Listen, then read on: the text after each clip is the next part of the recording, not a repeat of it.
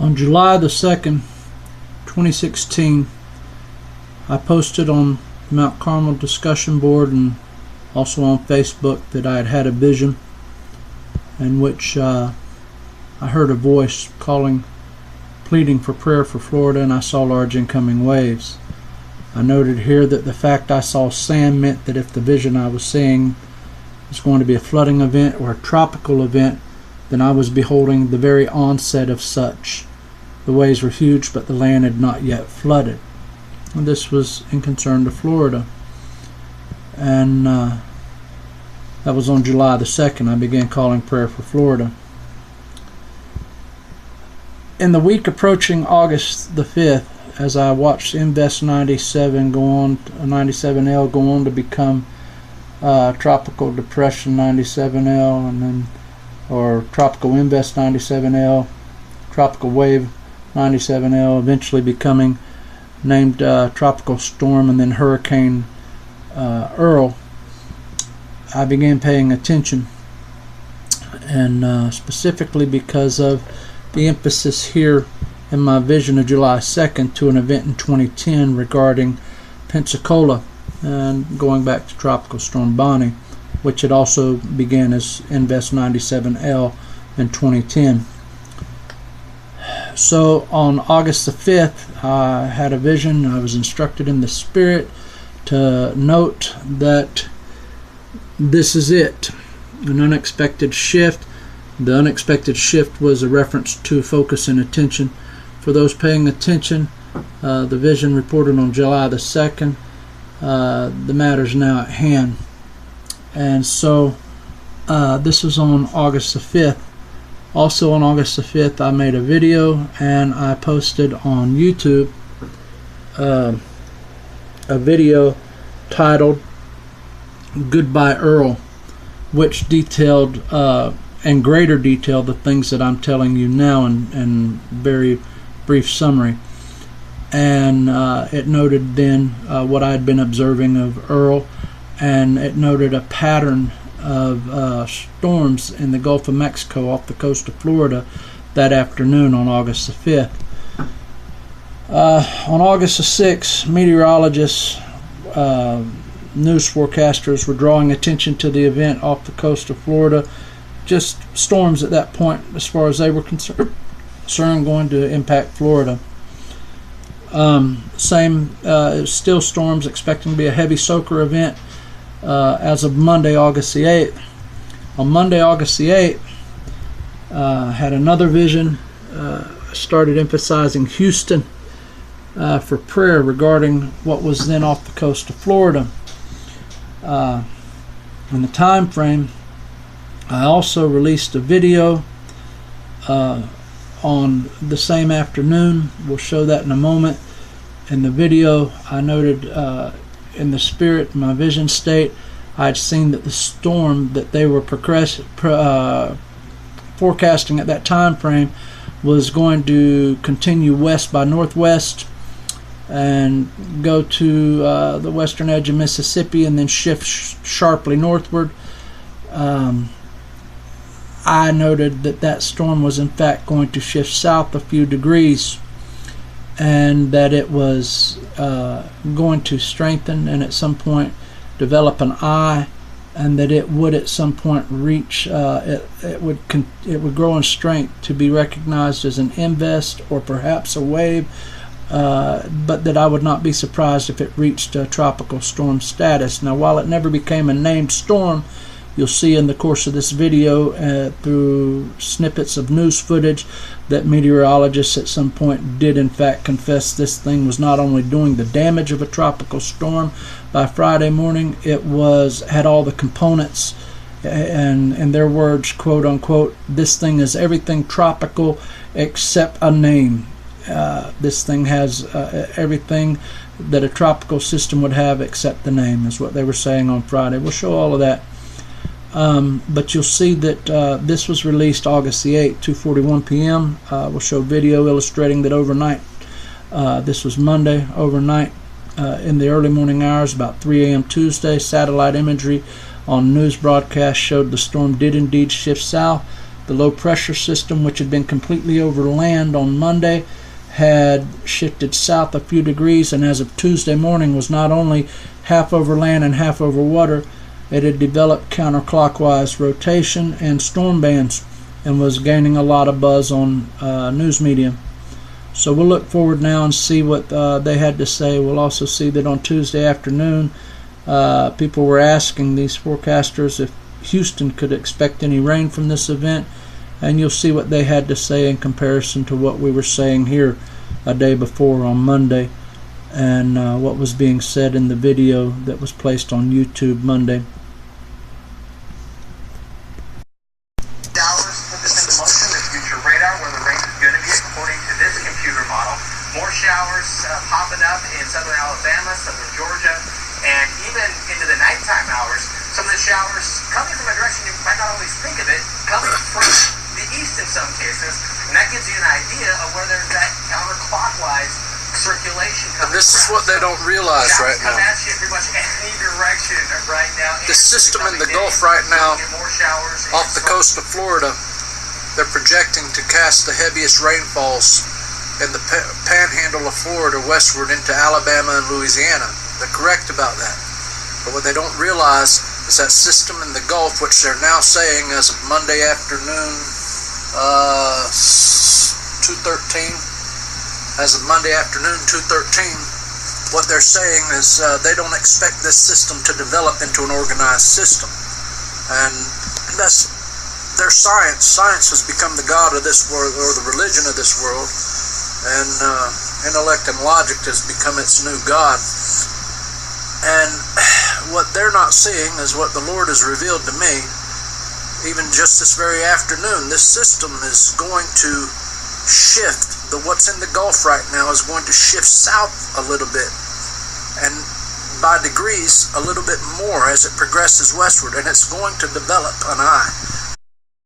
After it does, I'm not sure about landfall at this point, but I know that Houston is already being emphasized in the spirit to me to call in to focus for prayers. I'm not saying that's where landfall will be. I'm saying that the city's going to be profoundly impacted by this same storm system, and that this storm system at some point will develop an eye and become at least named as an invest, if nothing else, in a wave. I would expect it probably to at least develop to a tropical storm status.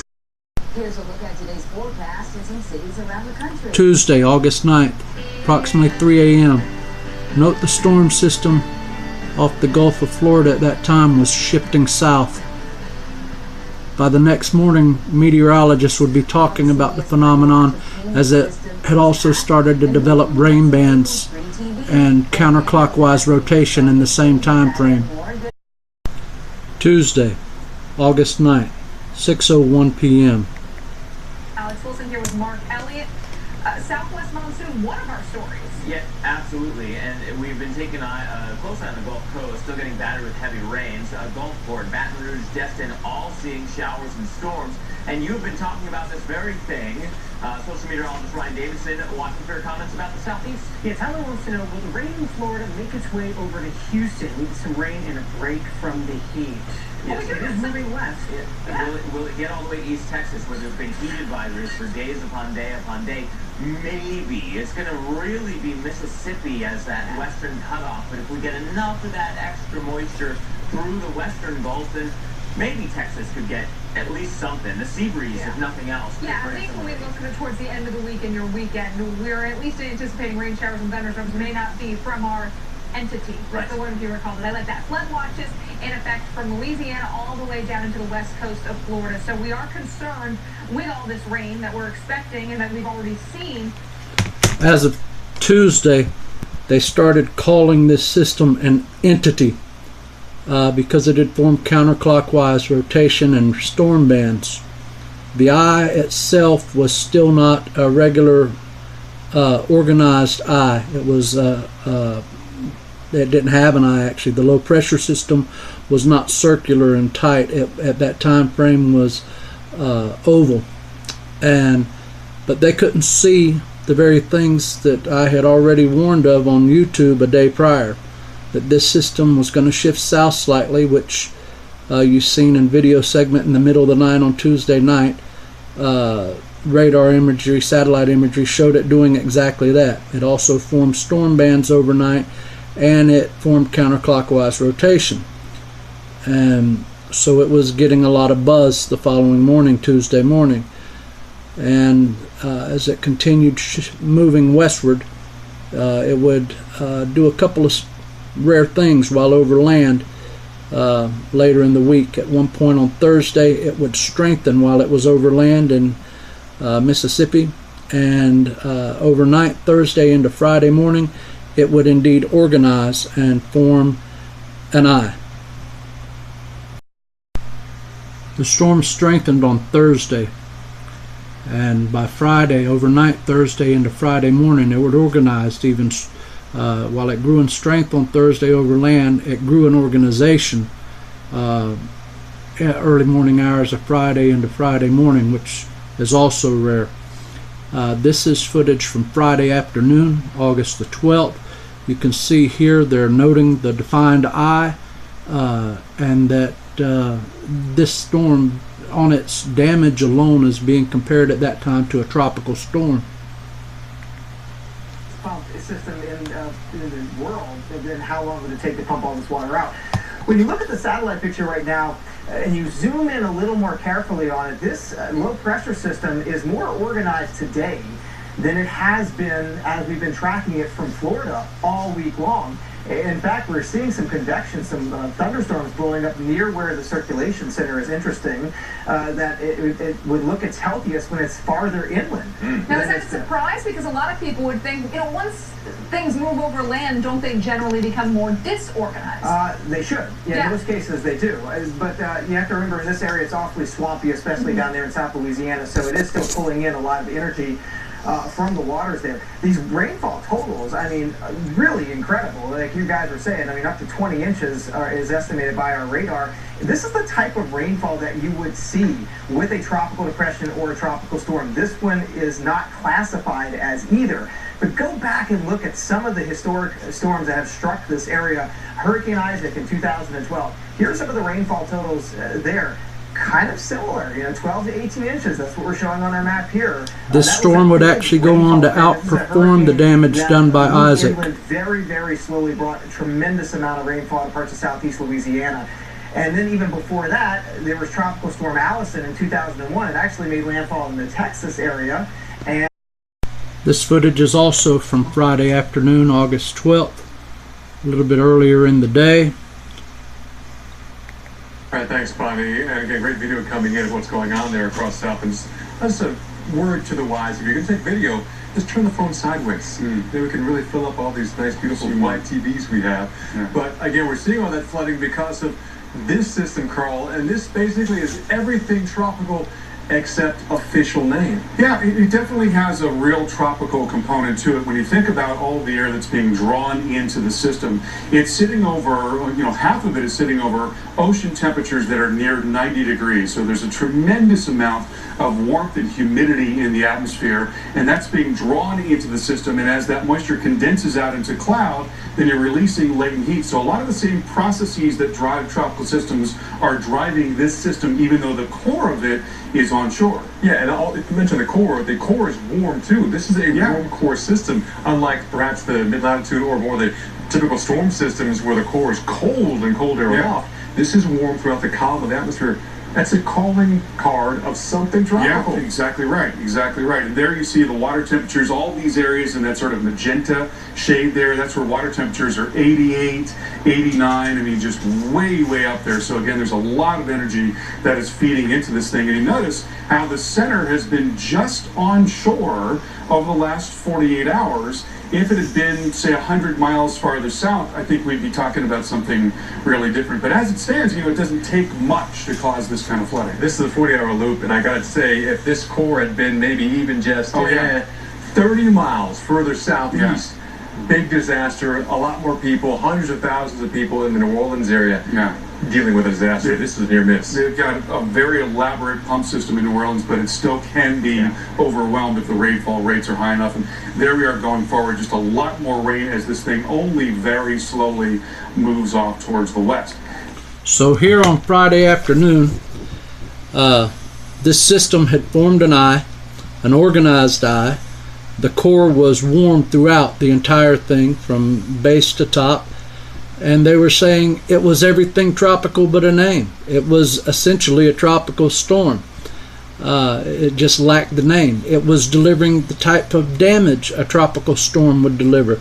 At that time frame, it was being compared to the damage left by Hurricane Ike. And at this point now, into the next week, it's currently August 18th, we know that the damage done exceeded the damage that was done to that region by Hurricane Ike. And so we know, of course, that it would continue westward. At the point we were seeing it here, it had already passed what they were projecting earlier in the week when someone asked if Houston was going to get rain. On Tuesday from the system in Florida, they said, maybe. They might get a little bit. But they expected the western cutoff to be the western edge of Mississippi, where they expected this thing to shift north and go up. But at that point when they made those projections, it did not have an organized eye, and a day prior, before it even shifted south, overnight, Monday night into Tuesday morning, about 3 in the morning Tuesday morning, the footage we shown earlier from satellite image showed the storm shifting south just slightly. Before it did that, before it formed counterclockwise rotation, before it formed those storm bands that was getting everyone talking on Tuesday morning, day prior, the Lord already had me calling prayer for Houston. And so here we are now. The morning of August 18th, 2016. You can see the spin there. It's being sheared out a little bit as this front starts to approach.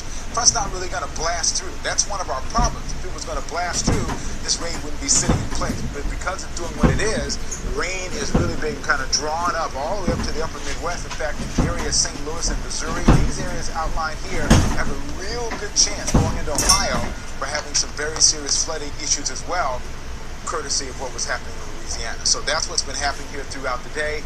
So far, we're